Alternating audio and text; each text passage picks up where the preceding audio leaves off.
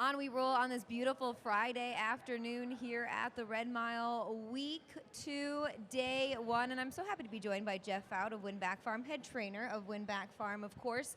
Jeff, how is your Lexington experience going?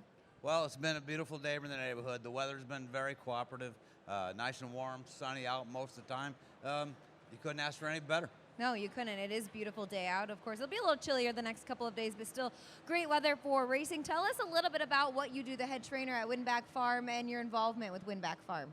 Well, in Joe and Joanne Thompson's Winback Farm Racing Stable, I'm in charge of the whole thing. All the horses start with me as babies, and we break them, and as we go along, we evaluate, and then when it's time for them to race, then it's up to me and excuse me, and me and Mr. and Mrs. Thompson to decide where to place them, the ones in Ontario and New York and stuff, and find trainers for them and start racing.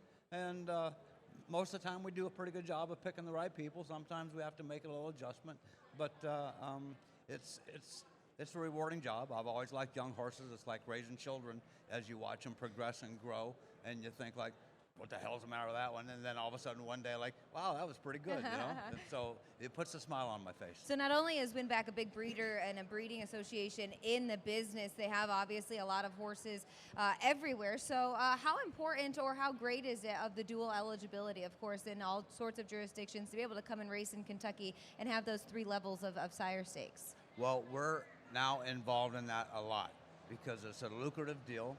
They go for good money. And it's been a wonderful bump for the racing in Kentucky, and it not only draws horse people and money for people to come here and board their horses and all that stuff, but it's just great. It's growing. I hope that they can figure out a way to make it expand even more, and it's been a nice reinvigoration of the horse industry here in Lexington area and in Kentucky itself.